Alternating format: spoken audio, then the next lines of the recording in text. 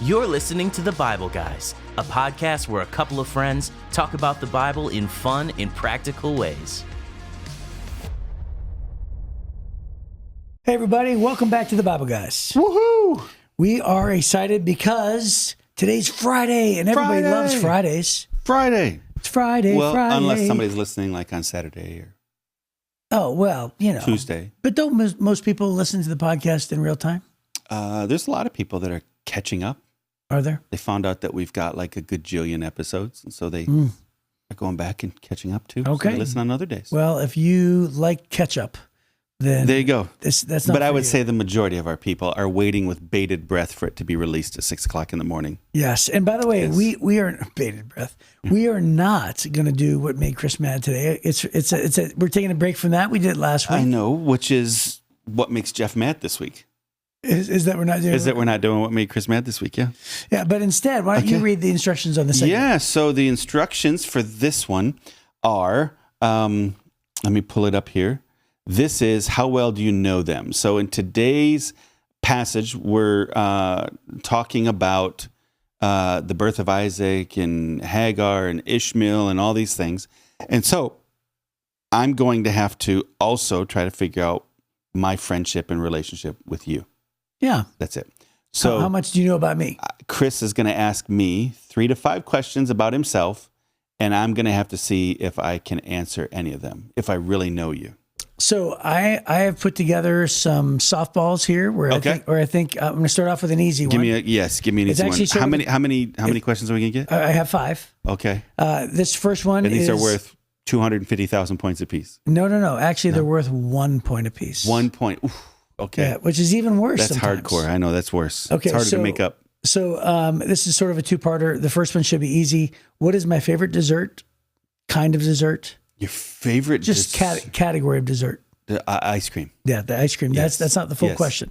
The full question is, because I knew you knew that, what is my favorite flavor of ice cream? Yes, it's an old man flavor. It's is it maple nut? No, is it? It's one of those though. It's You are correct. It's an old man flavor. Yes, it's not butterscotch. It's You're close though. You're close though. know. And what you just said. I know. Butter pecan. Yes. I knew I was getting there. Yes. I was getting there. So I started with the nut, Right. right, and then got to the butter, and then butter pecan. Okay. Here's another one that you might know. Yeah. How many hole-in-ones do I have? 2. That's correct. Yes. I have 2 hole-in-ones. I remember that. Okay. Now here's a little harder one. Okay. I think I've told you the story maybe only once or twice. What city did I get engaged to my wife at? Pittsburgh. Yes. Yes. Okay, good There you go. I memory. knew that one. All yeah, right. I think I've only ever heard that story one time. It Oh, just did you? struck me as funny that I'm going to Okay. take my wife to because I did the same. I took my wife to Olive Garden to get engaged. So fanciest place I knew. Yes. So for a boy from Yes. Youngstown, the fancy place was Pittsburgh. That's right. Back in the 90s, Right. early 90s. Yes. Yeah. Early 90s. Before the city turned around. Correct. It was just like a rusty steel city. Right. That's exactly right. But did you go to a pretty place, like a pretty park? And yes. Yeah, Yes, of course. Where the water meets and all that? Yeah, all that. Yep. Right off the Three Rivers, the whole Yeah. thing. Okay. So, okay, now this one here is, I'm not sure I've ever told you this number, but we've heard on the Bible Guys how many sets of stitches you've had in your lifetime. Yes. How many sets of stitches have I had? Oh, boy.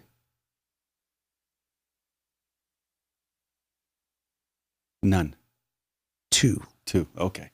One on my chin when I fell off my bike when I was 6. Oh, huh? And then one also on my chin when a dog bit me and I had to go get some stitches on, okay. on my face. I knew that story. Yeah, I knew yeah, that yeah. story. Yeah. Yeah, Okay. that's it. Just 2. Well, I feel like I failed you, Chris. And how many have you had? I've had stitches 21 times. 21 times, right? Yeah. So big difference Yes. between the 2. But I haven't had any stitches in like 10 years. This was the last one I had. Okay. All right. Now this one's actually a hard one. So these are getting progressively harder, right? Okay. So you know all of the Marvel movies, right? I'm not including after Endgame. Okay. So all the way from Captain America. So in that stream of stories, which is called Phase 1. yes, Phase 1. Okay. Mm-hmm. So in Phase 1, from Yes. Captain America all the way through Endgame, which is my absolute favorite Marvel movie. Oh my goodness, this is a tough one. It is a tough one. It wins over all the other Marvel movies. All the other Marvel movies. I'm going to say, what's the Scarlett Johansson movie? What is that? Black Widow. Black Widow. That's what I'm going to say. Not even close. No? Not even close. That's my wife's, by the way. Is that your wife's favorite? Maybe that's what you I remember it coming up at dinner one time. I just can't remember who it was. It's my wife's. And here's the reason why. My wife actually appreciates the heroes that don't actually have the powers. Right. She's more impressed. So that's the conversation I'm remembering. Yes. This idea of no powers. Okay, so but I forgot because the opposite between of that. Batman and Superman, you love Superman because of the superpowers. That's right. And you don't like Batman because it's just a rich guy with gadgets. I should have known that. So can I hit reset on that one? Which, by the way, let's be clear, I don't mind Batman. It's just that you're a Batman hater. Stop. But you don't get to go backwards on this one. Yeah, they make him out to be more than he is capable of doing. He's capable of every bit of that and more. No, he's not. Yes, he is. Okay. No, then I don't know. I don't know. Pick the most outlandish, over-the-top movie of all of them. Endgame. Close. Infinity Wars. Infinity Wars? Okay. Yeah, it is because I think that in our lifetime, and perhaps maybe the lifetime of every listener, regardless of how young they are, they will never, ever probably see another film company accomplish what Marvel accomplished, which was to do 10 years of incredible movies and then make one movie with all of those stars in one movie. Yes. And not only that, but to actually put 10 years of movies and somehow make it one story. Mm-hmm. They tied it together with Infinity Stones, right? Well, the reason why it was so difficult for me is I don't think Zac Efron's in the... Oh, gee whiz, just stop. Is in the Marvel universe, is he? That's what I was trying to figure out. No. Sorry about that. Endgame, or excuse me, Infinity Scarlett Wars, Johansson between the looks two, kind of like Zac Efron. Between the two, Endgame was slightly the better movie. Okay. Or excuse me, Infinity Wars was slightly the better movie. Okay. And I would just say it was so amazing. I could watch a superhero movie is amazing. More superheroes is more amazing. All the superheroes is most amazing. That's essentially your philosophy on this. That's a part of it. Yes. But it's the accomplishment. It is the wonder of seeing 30 characters and you know the depth and the awesomeness of every single one. Okay. Well, I'm sorry I missed that one. I should have known that one. It's an epic moment. Yeah. All right. Yes. Okay. Are you going to let me redeem myself? Is there another one? No, that's it. That's 5. That's it? Oh, that's man. all 5. But you got 3 out of 5. Okay. What was the other one I missed? You missed, how many sets of stitches do I have? Oh, yeah. I knew about the dog bite. I didn't know about the bicycle thing. Yeah. Okay. Well, there you go. I kind of just know you a little bit. I've been vaguely paying attention. Vaguely paying attention. Mostly, I'm only listening to figure out when you're done talking so I can tell you a more amazing story. That's nothing. Let me tell you about this one. Brian Riggins says, we just wait for the lips to stop moving. So you go, you me. You see the difference? Yeah. So good. So the fact that I got any right, it's pretty amazing. Oh, that's really funny. Okay. So yesterday we paused in our system or in our process here of what we were going to cover. We were supposed to talk about this topic yesterday, but instead we went and did the Sodom and Gomorrah thing. Yep. And then today we're coming back and we're continuing on in Genesis chapter 21. We're going to talk about the birth of Isaac and how Hagar and Ishmael leave. Yes. Right? So here's what it says in verse 1. It says, the Lord kept his word and did for Sarah exactly what he had promised. That's one of my favorite phrases in the Bible. God keeps his word and does what he promises, right? She became pregnant and she gave birth to a son for Abraham in his old age. And this happened at just the time God said it would. And Abraham named their son Isaac. 8 days after Isaac was born, Abraham circumcised him as God had commanded. Abraham was 100 years old when Isaac was born. And Sarah declared, God has brought me laughter. All who hear about this will laugh with me. Who would have said that Abraham that Sarah would nurse a baby? Yet I have given Abraham a son in his old age. And then in verse 8 it says, when Isaac grew up and was about to be weaned, Abraham prepared a huge feast to celebrate the occasion. But Sarah saw Ishmael, the son of Abraham, and her Egyptian servant Hagar, making fun of her son Isaac. So she turned to Abraham and demanded, "Get rid of that slave woman and her son.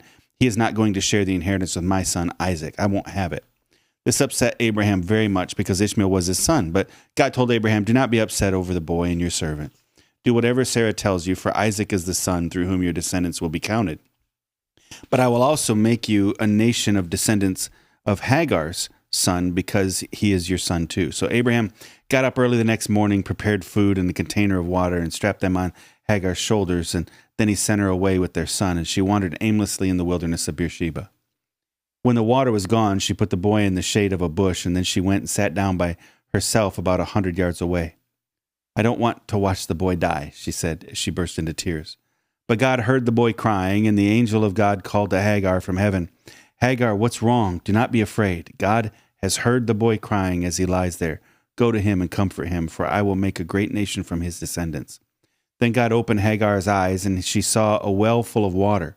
She quickly filled her water container and gave the boy a drink. And God was with the boy as he grew up in the wilderness. He became a skillful archer, and he settled in the wilderness of Paran.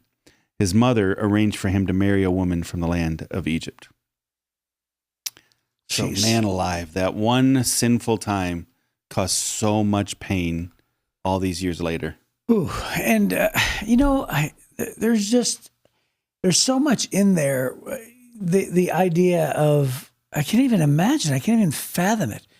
She's wandering in the. It says it so plainly. Well, and you've been in the wilderness of Beersheba too. Yes, and it's just so brutally difficult there. It's like there's only like 4 sentences that summarize this unbelievable thing, and we can just breeze over it. Yeah. But can you put yourself in a spot where you have to be so convinced that you're going to die? And by the way, if you're so convinced you're going to die, how dehydrated are you? Oh. Yeah. If you set the boy down and then walk an entire football field away and say, "I just don't want to see him or hear him. I know he's going to die. I just can't bear myself to be there when he does," that means that you are on the brink of death. And so she's wandering in the wilderness, runs out of water, and I'm telling you, it's this thing where my brain, I just got to be very honest and transparent. My brain goes toward, why, God, would you allow that to happen when, God, you're the one that said to Abraham, "Hey, don't be afraid. Listen to whatever Sarah tells you to do." And so then what they did is they loaded them up with food and water. They sent them off.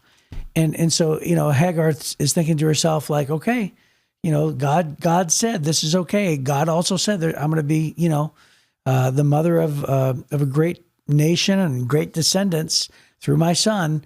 And the next thing you know, she's absolutely convinced that she's going to die. And I'm thinking to myself, like, why? Why would that even be necessary? Yeah. Right? And to be honest with you, sometimes it makes me angry. Yeah. It makes me angry that she has to even go through that. Like, why would that even be necessary? Right? Yeah. And there's a part of me that thinks that God somehow, he allowed certain things to happen. We know this for a fact. He allows certain things to happen because it's a foreshadowing of Jesus coming. He allows things to happen. The story of Joseph, the story of Melchizedek, even Job in some ways was to serve as an example for all of us, right? Right. And I think that sometimes the Old Testament stories play out. There's the story of Jonah and the whale, right? And so Jesus uses it as an example for his purposes of his death, burial, and resurrection. So these stories happen, these hardships happen, but there's a part of me that thinks, geez, poor people. They're going through, all of these different things. And I mean, even the delivering of the 10 Commandments, right? The plagues, the Passover, right? All of it pointing to Jesus. And we understand the significance of it. It's wonderful. It's great. But my heart goes out to Hagar and her son, man. It really does. Yeah. So, one, we live in these modern times in the West. We live with such abundance and comfort that we forget how brutally difficult life has been for the thousands of years humanity's been, on the earth, for one. And currently for some people around the earth. So this happens to be a story. All of that is, a couple weeks ago we talked about the curse on the planet. Right. Right? It wasn't supposed to be hard. It was supposed to be enjoyable. Right. Right? And it was hard because life is really, really hard. because of sin. Sin caused it. In this situation, she's banished because of Abraham's sin with her and the jealousy now that has created in Abraham's marriage. And the fact that they were mocking the promised one of God, Isaac, who ultimately represents eventually Jesus, right? That's who he represents. And so this is that mocking, I think, is a bigger deal than the one sentence covers in there, for one. The other part of it is there, I find myself sometimes getting angry at God's decisions, either now in my everyday life or, for instance, my wife, her best friend several years ago died of cancer. Mm-hmm. And I remember being so mad because I didn't know a nicer person than Tracy. Honestly, she would pray for you quickly. I mean, she was just so quick to say, hey, let's pray about that. She was in the Word. She was incredibly generous. She was selfless in serving others. Such a kind person. Never, if you wanted to say something bad about somebody, she would always find a way to make something. I think she would say nice things about the devil, right? If you wanted, right. She just, I don't think he really meant it, right? She was just that person. And when she was dying of cancer, I was so mad at God thinking, Jelan was my executive assistant. She cancer, same person, such a wonderfully good person. I remember thinking, God, I got a whole bunch of people that I could suggest. If you want to take them out, not her.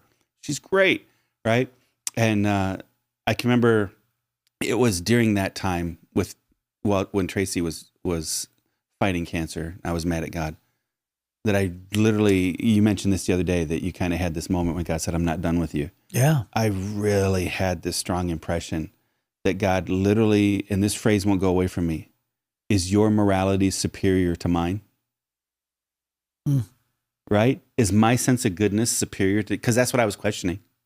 Right. I was questioning, is my morality, my sense of good, superior to God's sense of good? And he has different plans than we have, and he has different priorities than we have. So the curse is water is hard to find. Life is extraordinarily difficult. It wasn't supposed to be this way. Disease happens. The blessing, the mercy is, here she is. Hagar kind of has a habit of running away from problems, right? She ran away from Abraham before, and God met her and wouldn't let her do it, sent her back. This time she runs away from her dying son. God meets her there. He keeps meeting her. She's causing some of her own troubles, but God keeps meeting her there. So in both of these things, which is more extraordinary? Which would you want to live your entire life in ease and never have an encounter with God? Or would you want to have 2 encounters with God in your lifetime? Yeah. Well, the God choice. Yeah. I mean, that's the right Sunday school answer. But I think about that Hagar has had 2 more physical, personal encounters with God than I have. Yeah. Right? Yeah. It's such a desperate moment. Yeah. And then all of a sudden it says God opened her eyes and she saw a well. I also tried to interpret what does that mean? Does that mean that she perhaps didn't see a well and it was there the whole time? Or did God perhaps do the, supernatural realm well, I think it was supernatural. Beersheba, that region, has a lot of wells. That's probably why Abraham settled there and Isaac stayed there in that area. There's a lot of wells there, but I don't think it doesn't say she missed a well. Right. Right. It was that God let her suddenly see a well. I think it was a miracle. God met her when she was running from her problems, not able to face the difficulties. God shows up in the middle of that brokenness and says, here, let me take care of you. Yeah. Not only that, he promises to bless her son. And here the whole world still, right. The Ishmaelites still have impact on the planet. So we spent all of our time reacting to Hagar and Ishmael, but let's not overlook the fact that Isaac is finally born. Well, that's the whole point of this passage. Right. Right. So we're brokenhearted for Hagar here.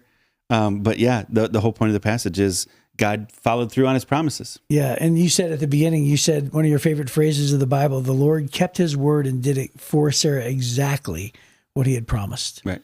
Yeah. It is a great, it's a great observation right there. That's a strong sentence. And it's so weird. So Ishmael is 13 years old. This is 13 years after Ishmael was born.